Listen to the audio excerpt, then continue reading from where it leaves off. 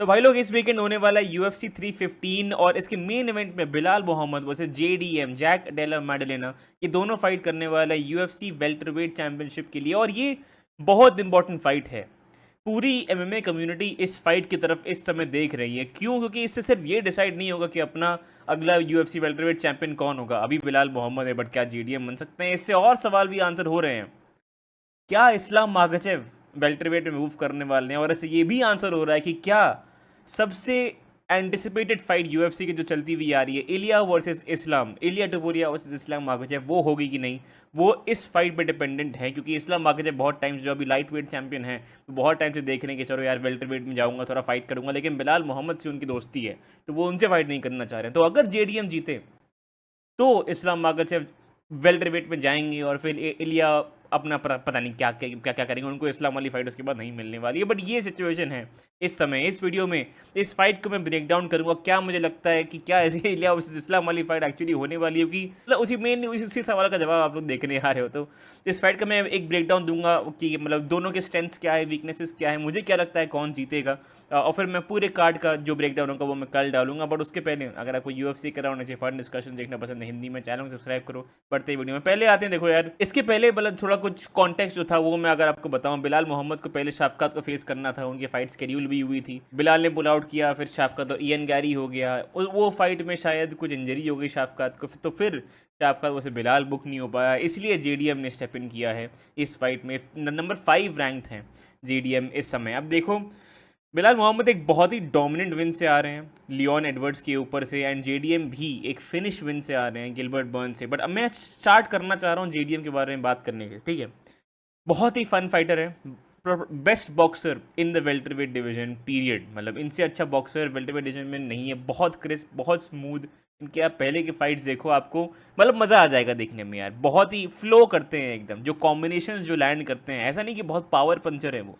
ऐसा नहीं कि कॉनर मैग्रेगर की तरह एकदम वन पंच नॉकआउट पावर है, बट ब्यूटीफुल कॉम्बिनेशंस। वो डैमेज पाइल ऑन करते हैं। उनका वन पंच नॉकआउट पावर चाहे ना हो, बट वो डैमेज जो पाइल ऑन करते हैं और कॉम्बिनेशन से फिनिश करते हैं, बहुत मज़ा आता है देखने में। उसके अलावा जो बहुत बड़ा सवाल इस फाइट में आंसर होना है, उनका टेक डाउन डिफेंस, उनकी डिफेंसिव रेसलिंग कैसी है। क्योंकि बिलाल की ऑफ कोर्स आप जानते ही होंगे बहुत ज़्यादा अच्छी है, वो भी JDM की बहुत बढ़िया है। जेन्युइनली उनको उनको होल्ड डाउन करना बहुत मुश्किल है। आप कोई भी उनकी फाइट देखो, जिसे जो गिलबर्ट बर्न्स का भी फिनिशिंग सीक्वेंस था, बहुत ही बढ़िया रोल उन्होंने मारा राउंड 3 में, एक बहुत बढ़िया रोल मारा और उठते ही उन्होंने एक नाक में गिलबर्ट बर्न्स की नी मारी, एंड देन वो फिनिशिंग सीक्वेंस वहाँ से चालू हो गया।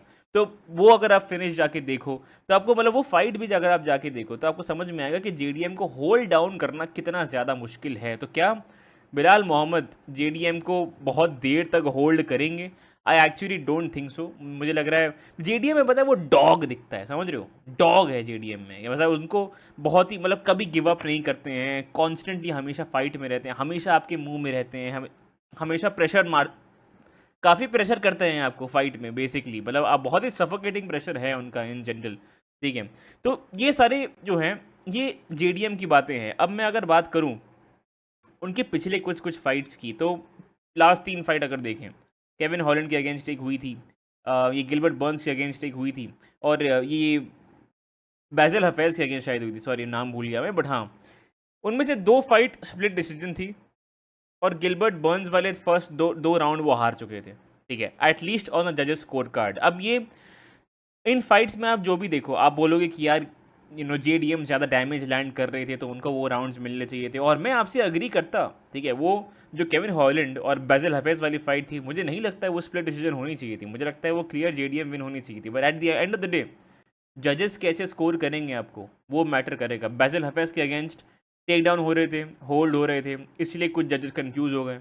Same with Gilbert Burns, take down हो रहे थे, थोड़े से होल्ड हो रहे थे, बहुत देर तक नहीं। जैसा मैंने कहा, बहुत टेनेशियस है, बहुत डॉग है वन में, तो उनको बहुत देर तक होल्ड डाउन करना आसान नहीं है। लेकिन गिलबर्ट बर्न्स ने 7 टेक डाउन लैंड करे थे JDM पे।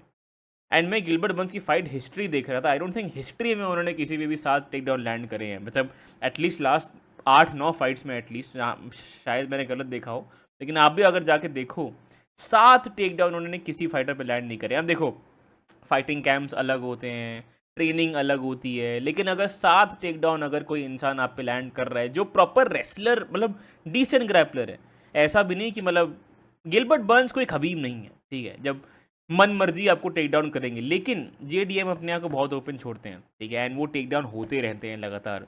अब ठीक है, तो ये थोड़ी सी एक दिक्कत की बात मुझे दिखती है जेडीएम में, ही is not good at winning rounds. अगर मैं सिंपल शब्दों में अगर आपको बोलूँ, ठीक है, 17 फाइट विन स्ट्रीक पे आ रहे हैं, lovely boxer, amazing defensive wrestling, बहुत सब बहुत बढ़िया है, बट जजेस के सामने he is not good at winning rounds, and simple as that वही है, ठीक है। अब बिलाल मोहम्मद पे अगर आते हैं यार, तो ऑफ कोर्स आप जानते ही हैं, बुली भी 36 साल के तो खैर हो गए हैं वो, लेकिन मुझे अब जाके अपने प्राइम में दिखते हुए आ रहे हैं। लियोन एडवर्ड्स को उनके उठा के, उनको एक बहुत बड़ा जोक चल रहा था इस बात पे, लेकिन उन्होंने हाई क्रॉच मतलब जो ग्रिप होती है, मतलब हाई क्रॉच ग्रिप जो पैरों के बीच जाती है, तो उसको उठा के उन्होंने पलट के एकदम उनके बॉल्ड स्पॉट पे उनको पटक दिया था। बहुत मतलब काफ़ी ओके, डोमिनेट नहीं किया था उस फाइट में बिलाल मोहम्मद ने, ठीक है, लेकिन बहुत कन्विंसिंगली वो फाइट वो जीत गए थे। बीच जिसमें ऐसे आई थिंक 5th राउंड में लियोन एडवर्ड्स काफ़ी डोमिनेंट पोजीशन में आके प्रॉपर एल्बोज वगैरह लैंड कर रहे थे, तो एकदम लहूलुहान हो गए थे वो एकदम। ऐसा नहीं कि प्योर डोमिनेशन से वो फाइट जीते थे, लेकिन बहुत कन्विंसिंगली, और मतलब किसी के मन में डाउट नहीं था कि बिलाल मोहम्मद जीते हैं वो फाइट। ये मैं इसलिए बोल रहा हूँ क्योंकि देखो, बिलाल मोहम्मद को हमेशा से ऐसा बोलते हैं कि एकदम डिसीजन मशीन है, ये है वो है। एक इंसान को फिनिश किया है उन्होंने, शॉन ब्रेडी, उसके अलावा पहले कोई आए होंगे तो आए होंगे, बट शॉन ब्रेडी को उन्होंने मतलब वो पका के खा गए थे बेसिकली उनको।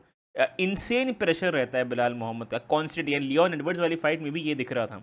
तो सफोकेटिंग प्रेशर इनका भी रहता है कॉन्स्टेंट, उनका सिंपल गेम प्लान रहता है, ठीक है, आपके मुंह में एकदम आएंगे और फिर आपका जैब क्रॉस करके एक आध बॉडी किक और लैंड कर लेंगे, but he will get to the take down, and he will get to the single leg, and he will get to the double leg, and वो टेक डाउन करके चाहे थोड़ी देर आपको होल्ड करें, आपकी नी टू द थाई मारें, थोड़ा सा ये पिटर पटर पंचेस वगैरह मारे, बहुत कोई अनोइंग, उनका ग्राउंड में बहुत अनोइंग है, ठीक है, बहुत ज़्यादा चोट नहीं लगेगी आपको, लेकिन आपको बहुत गुस्सा है यार यार मेरे मुंह से ये पंच हटा, ऐसा बहुत पावर नहीं है, कोई सबमिशन थ्रेट नहीं है। इसलिए बिलाल मोहम्मद स्पेशलाइज करते हैं ये डिसीजन तक ले जाने का, मतलब आपको होल्ड डाउन करेंगे, आपको थोड़े यहाँ वहाँ पंचेस मारेंगे, और फिर आप इवेंचुअली उड़ जाओगे, और फिर आपको टेक डाउन करेंगे, फिर आपको कुछ कुछ पंचे मतलब पंचेस मारेंगे, और फिर आप उड़ जाओगे। यही चीज़ ऑलमोस्ट हमेशा बिलाल मोहम्मद की फाइट्स में होती हैं। अब देखो, उन्होंने लियोन एडवर्ड्स की फ़ाइट में उनको आउट स्ट्राइक किया था, उससे लोग बोलते हैं कि बहुत अच्छे स्ट्राइकर हैं। देखो यार, अगर आप एमएमए जानते हो तो एसेंशियली आप ये भी जानते होंगे कि यार स्ट्राइकर वर्सेस रेसलर, अब ठीक है, लियोन एडवर्ड्स अपने आप को मिक्स्ड मार्शल आर्टिस्ट बोलते हैं जो हैं वो, लेकिन अब जब प्रॉपर हैवी रेसलर के अगेंस्ट जब स्ट्राइकिंग मैचअप होता है, तो हमेशा टेक डाउन थ्रेट की वजह से जो स्ट्राइकर है उसका स्टाइल थोड़ा सा बदल जाता है बाबा। तो आउट स्ट्राइक कोई इंसान कर रहा है, इट डजेंट मीन कि he is a better striker, it mean he is a better mixed martial artist, तो ये फ़र्क है। ओके, अब मैं अगर बात करूँ फाइट की, तो मुझे पता है क्या लग रहा है कैसे फाइट ये जाने वाली है।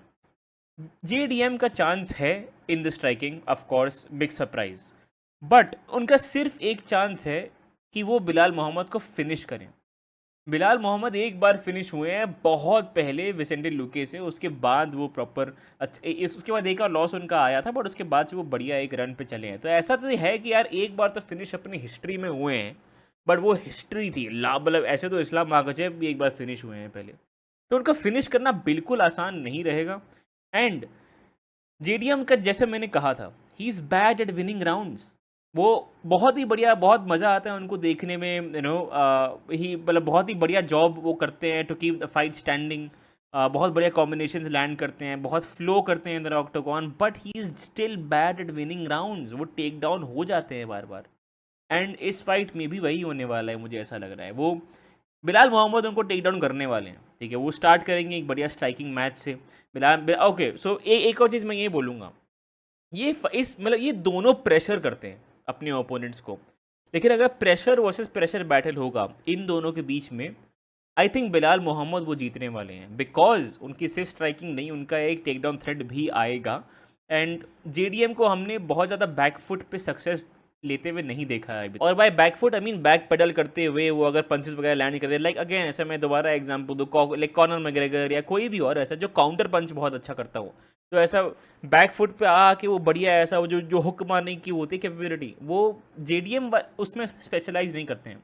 जेडीएम स्पेशलाइज करते हैं केज के अगेंस्ट अपने ओपोनेंट को ले जाओ और फिर अपने कॉम्बिनेशन लैंड करो, बॉडी लाइक बॉडी क्या ये body over hand body work बहुत अच्छा है इनका।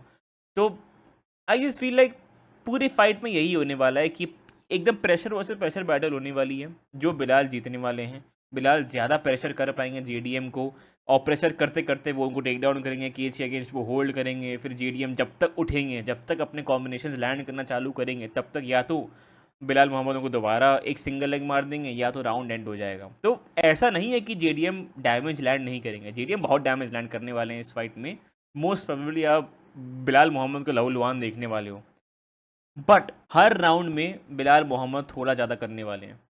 एंड मेरी बोल्ड प्रिडिक्शन है कि I genuinely believe Belal Muhammad पाँचों राउंड जीतने वाले हैं, मतलब जेडीएम के अगेंस्ट। अब देखो ये बहुत रिस्की प्रिडिक्शन है, बहुत बोल्ड प्रिडिक्शन है, बिकॉज जेडीएम लेजिट है, ठीक है, ही is a legit fighter and I genuinely believe कि वो चैम्पियन बनने वाले हैं एक दिन, बट नॉट दिस वीकेंड। 28 साल के हैं, he has some way to go, थोड़ा फाइट आईक्यू में भी उनको इम्प्रूवमेंट्स लाने हैं। अभी रिसेंट फाइट भी जो उनकी बैसल हफेज़ की में जो उनकी हुई थी, उसमें वो बार बार गियोटिन वो ट्राई कर रहे थे, डस्टिन पोरियर की हरकत कर रहे थे, बार बार गियोटिन कर रहे थे और फिर वो टेक डाउन हो रहे थे। खामा खा के सबमिशन अटैम्प्ट वो करेंगे और फिर वो टेक डाउन हो जाएंगे, तो ऐसे भी चलेगा नहीं उनका। तो आई जस्ट फील लाइक अभी ये वीकेंड आई डोंट थिंक वो चैम्पियन बनने वाले हैं। I feel like Belal Muhammad by decision, मतलब and by pretty much almost easy decision होने वाला है ये मुझे लग रहा है। लेकिन अगेन जेडीएम लेजिट फाइटर है, बहुत डैमेज लैंड करने वाले हैं, बट 4-1 और even 5-0 in favour of Bilal, ये मैं बोलूँगा। तो हाँ, दूसरे सवाल का अगर मैं जवाब दूं तो मोस्ट प्रोबेबली इलिया वर्सेस इस्लाम ही होने वाला है अगला। दिल थाम को सब बैठे हैं वो चीज़ के लिए, मुझे लग रहा है बिलाल मोहम्मद जीतने वाले हैं ये फाइट, और इलिया वर्सेस इस्लाम भी होने वाला है। आप लोग मुझे कमेंट में बताओ तो मेरा ब्रेक डाउन और मेरी प्रेडिक्शन कैसी लगी हुई। फुल कार्ड ब्रेक डाउन भी मैं कल या परसों में निकालूंगा, so stay tune for that. उसके अलावा अगर वीडियो पसंद आए लाइक करना, चैनल को सब्सक्राइब करना, मुझे इंस्टाग्राम पर फॉलो करो न्यू वीडियो अपडेट्स के लिए। मैं आपको मिलता हूँ अगली वीडियो में, बाय।